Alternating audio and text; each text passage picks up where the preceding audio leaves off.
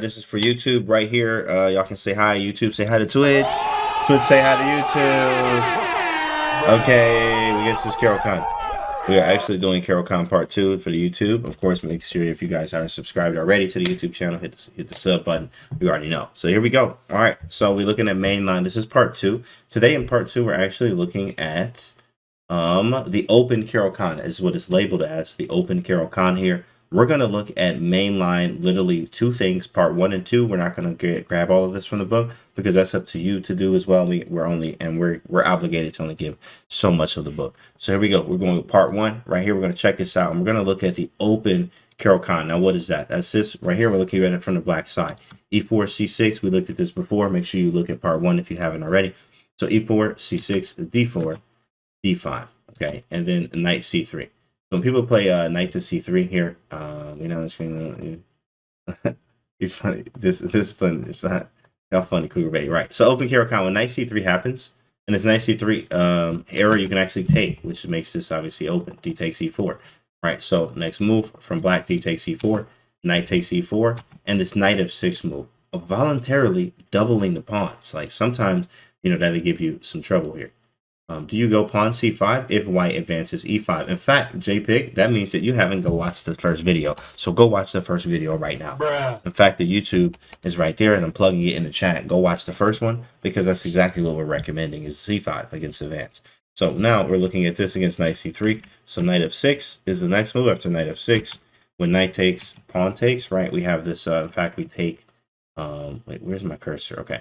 So we're taking this way with the double pawns on the F file. Bishop can get out, and watch what we're going to do. Watch how we're going to play this position from the black side. Black goes c3, makes it a very solid structure. Or sorry, white goes c3, and then black goes bishop d6, putting the bishop on the very nice diagonal where the king's going to sit. Bishop d3, right after bishop d3 and black castles. So we got this position right here. White can go king side or queen side castles. In this position, this is where you want to remember where pieces go. Your queen usually will go c7, rook maybe to the e file, pawn on the h pawn weirdly enough goes up the h file, h5, h4. In many cases, you gain space. You actually play, it's a dynamic position. I'm just watching help me even better crush the Caro Kann. That's funny right there. Oh, good gun.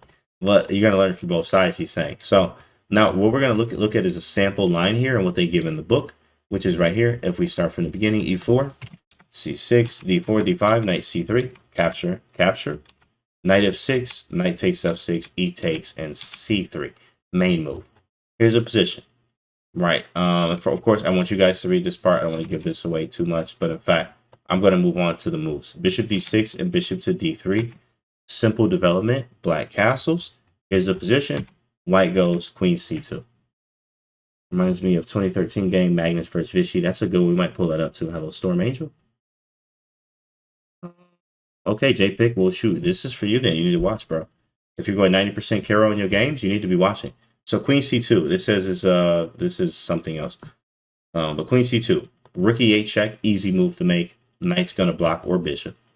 Knight E2. But it says Bishop E3 is also possible. But White will eventually end up playing Knight E2 anyway.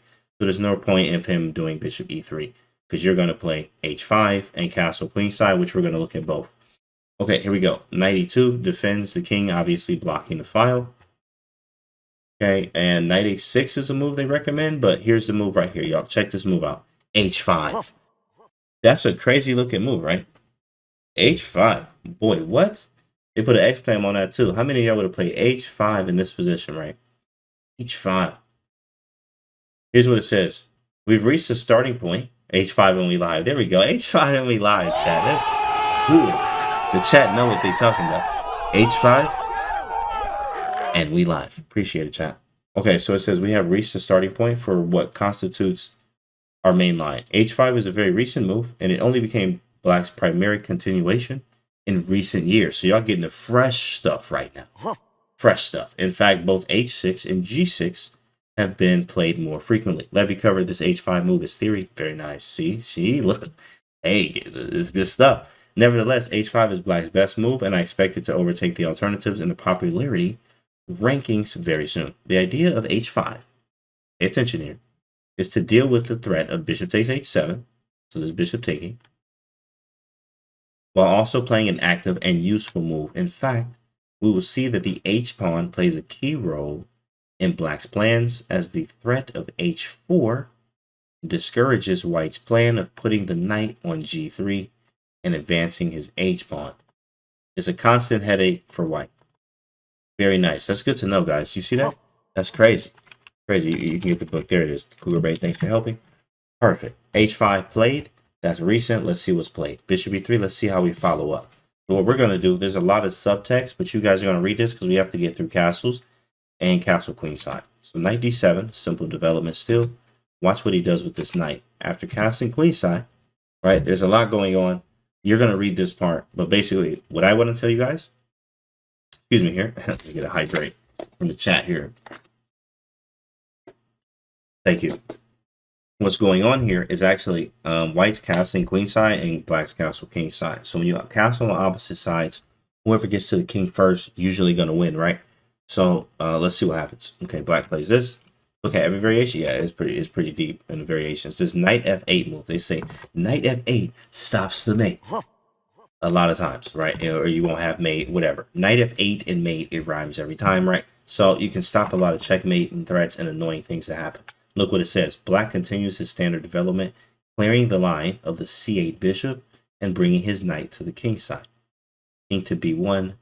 If knight g3, which is a very common move, bishop e6, sacking the pawn on h5. If knight takes h5, meanwhile helps black pursue his initiative with queen a5 in this position, attacking the a pawn and the knight over here with that h pawn that we use. This is dynamic stuff, guys, and this is the subtext where here we focus on mainly the mains in the video, but for you guys that are grabbing the book here, especially when you're using the code grab the book, you should definitely go to the subtext as I just did right there, showing you what would happen if he went knight g3, which is a very common move that might hit the h5 pawn. So bishop e6, and if takes, you're going to play queen a5.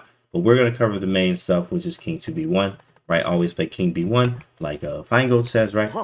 You know, always play king b1. So king went to b1, very good move. We're going to follow up. What did black play? Bishop e6 anyway, a development move, similar to what we've already seen. Black prepares to attack on the queen side, starting with b5. Remember, plans are very simple already. Whoever gets to the king side first is going to win, right? Very nice. Okay, so here we go. Okay, let's go to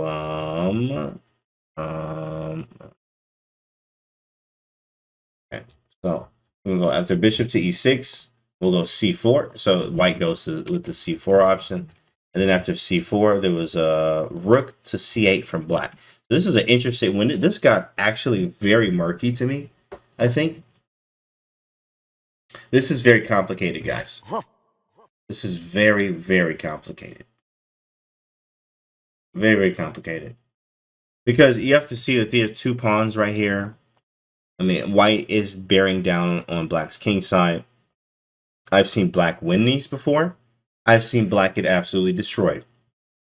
We're going to see what to do right now. After the c4 move, it says rook to c8 exclam.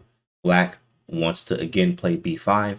This rook actually x-rays the queen. So on this file, oh yeah, that was brain fuel. Yeah, somebody want some brain fuel. It's about to go down. Correct, Cougar Bait. This rook is on the c file, and it's just kind of x-raying the queen. So what they're saying is they want to play b5 anyway. So like a random move, obviously h3 or something, whatever. We're going to play b5. Takes, and it opens up the lines, right? The bishops are open, the rook's open. So obviously we want that. So when the rook goes to c8, knight to c3, closing it, I guess. Natural follow-up is what it's saying. Canty busting out Caro in the tournament. Hey, look, you know, all this stuff we do, all these series, look, y'all don't know what I'm gonna be playing in tournaments. That's very, very scary. Knight to c3. So after knight to c3, though, bishop to b4, which is attacking the knight here. What it says is, as we saw before, black goes after the c3 knight to renew the threat of b5. So we're going to play b5 again. Knight moves out of the way. Bishop e7. This is very long, so spend some time here. We're on move 16, right? And this is not something for you to memorize. If you do memorize, that's even better. But of course, you do want to understand and try to go through this many times. What's going on? Read the text in here. This is how you go through the book. h3, b5 play. That's the counterplay we were looking for. Again, opposite side castles. We needed to play this anyway, regardless of the opening. We needed to play this based off of where the kings are positioned. Knight c5. Black plays, B takes C4, exclam. I reach this position myself in Chiron Griffith. Shout out to my guy Chiron. Wow. Chiron Griffith. I played him 3 times. He's in a book here. That's cool. Versus the author of the book here. In Golden State Open in 2020 in this position. And bishop takes C5 was what he chose. But looking at his analysis, saying BC takes C4 in this position, actually better. It's actually really cool. After bishop takes C4, bishop D5, he gives equal. Black has opened up the B file and prevented white from developing a king side attack. Still, white is very solid and controls key squares. So chances are level. Chances are level. I think I've looked at this line before. That's good, bro. Yeah, absolutely. Just looking at this line. This was done. This was the castle queen side. We briefly want to look at the castle one. Corval. Yo, shout out to Corval in the chat. Corval definitely beat me up once or twice. Yeah. Or Chiron beat you up once or twice. Yeah. I played him 3 times, 2 draws and an L. So now if we ever play again, shout out to you, Chiron. But you already know what time it is, big fella. You can catch these hands anytime, any day. Right. Shout out to Chiron. So this is part 2. Part 2. And part 2, meaning obviously we're going to look at the castle version of this now. Is what happens if they go king side castle? We looked at queen. Now let's look at king here, and then we're going to end the video. So again, actually that's kind of quick here. Again, from the top, e4, its repetition is key. d4, c6, d4, d5. Knight c3, we capture. Knight f6, we allow the double pawns on the f file, not worried about a thing. Put the bishop on d6, we castle, rook e8 check. And this is where we left off, remember? Knight e2, and we play h5, and we lie, big fella. Flex real hard. Now castles, which is a very common move, and you're probably going to face this one more than castling queenside because it's getting the king out of the center. After castling, h4 is the strategy you're going for. What does it say? This move is key to black strategy. Cuts off the idea of knight g3 once again. Introduces his own idea of playing h3. I love this, which will weaken white's king side. Hence, white usually responds with h3 himself. However, there are a few interesting alternatives. We're just going to look at h3 right now, I guess, right? Wait. Which move? Oh, bishop f4 is what they're choosing. We're looking at the main moves. The bishop f4 was the move chosen. Knight a6. White now has a few options, okay? You're going to read that part. There we go, h3. So this is probably something that may transposition anyway. Transpose to something you might play. Knight c7. That was the whole idea of this strange knight maneuver. Let's go back here, actually. Right, bishop f4, you can't go knight d7. You're going to hang the bishop. Come on. Like, you're tripping, bro. You can't go knight d7. You're going to hang the bishop. So knight h6. Knight h6 saying, go ahead, please take this. Right, I have the bishop here. And so what? I got double pawn. I mean, actually 2 sets of double pawns. That's very bold. Like, very bold to say, take this, bro. I got 2 sets of double pawns. Like, that's very bold. But knight h6, it develops. It develops, and it should be standard, and it works. h3, standard move, knight c7, rerouting the knight to the beautiful d5 square. Queen d2, novelty. Wow, this is a novelty apparently. Knight d7, send the bishop to heaven. Right? Exactly, bro. Exactly, divine discipline. He got it right. Queen to d2, he puts the knight on d5 and we lie. Bishop takes d6, queen takes. Okay? The plan is now, and this is good, right? Anytime you see anything in a book, this is just outside of this book is in itself, but any book that says the plan for black or white, whatever it is, you need to really pay attention to that, right? Because now you can have the plan without even remembering what the moves are if you remember what the plan is. Sometimes you can remember the moves that you might have forgotten, you know, because you remember the plan. So the plan for black is now to relocate the knight closer to the king side. Okay, probably like 97 or something, and play bishop e5, bishop f5. So 97 and bishop f5 is what it sounds like. Here for e1, 97. Who has advantage? You can always click stock bishop here, and it'll tell you. Right, equal though. Yeah, most likely equal. Slightly better for white, as all positions really are if you follow the theory, really. Maybe not all, but many, right? Slightly better for white. Slovenia, thanks for the follow. 97, and then, oh, and black plays f5. Is that it? Oh, wait, rook a to d1, 97. Okay, rook a d1. There we go. Bishop f5 did happen. Queen f4, like we talked about in the last Kann. Remember, in games do favor black here lots of times. So, in fact, queen d5 was a choice here. Black uses a small tactic to hold on to the dynamicism. I'm pretty sure queen takes f4 would have been fine, right? Yeah, queen takes f4 is fine. You can always turn on the engine if you have questions. But apparently queen d5 is just better because it's tactically better. c4, it was attacking a2, brings the queen over to a5. b4, that's a nice tactical move, highlighting the fact that you need to stay here to defend the bishop. Or not. Bro. Wow, that's a tactic. I'm looking. Look at that shit. Yeah, so I have to look at. Yeah. Oh, I'm looking at that queen a4. Wow, look at that move right there. That's a fire move. Queen a4, the idea here is after we trade on f5, of course, let's calculate here. We're going to play rook takes e2, and then queen takes d1. So let's see it. Oh, in fact, it says it right here. Bishop takes f5, knight takes, and rook takes e2, right? A little deflection here. Queen takes d1 is going to be a response. So queen a4, nice tactic. Knight to c3, queen takes b4. This knight's hanging. Knight e4, takes, g6, stopping mates, or at least just checking. There was no mate. The knight's going to block on g8. Queen takes h4 and king to g7. It says it's equal. Black has maintained a solid position. Chances are equal. Perfect. This is what you're going to do. You're going to read the book. You're going to go through this book or list these lines multiple times, 2-3 times, right? What I would do is go back up to the top, look at this game literally one more time. Watch the video if you don't have forward chess, or if you're just watching the video, watch it again. Watch it 2-3 times. So you can remember the ideas, right? Because the key thing you want to remember here is especially back here, especially way back here in the beginning, right? Let's actually, with this h5 idea, no matter if they castle king side or queen side, what happened? Right, let's start from the beginning. This is the open one. Knight c3, people are going to play this against you. So d takes c4, knight takes, knight f6, natural development. They capture, double pawn, so what? We develop, we castle, develop some more, we check, natural move, and then h5 is going to definitely throw them off, number one. And then number two, you already know what you're going to do with this pawn.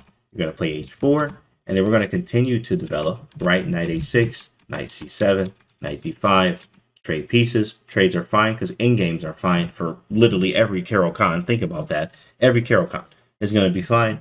Every end game usually is fine for the Caro Kann player. So trades are fine. Trades are 100% fine. What about h6 slow? Oh, you mean h3? Well, h3 probably could have been slow, but dude, that's what you have Stockfish 4-2 on here to play with. I'd highly recommend you do that and play with the Stockfish. So what if they don't castle king side and wait? That's one that actually you're going to have to play around with. Maybe Red Panda, maybe actually check in here too as well in the book. And as a fundamental rule, right, they're not castling. Something may be wrong. They're kings in the center, right? So you may have some attacking chances of your own. Hopefully you guys enjoyed this video. This was for YouTube. Subscribe if you guys haven't already, and we'll see you for part 3 tomorrow.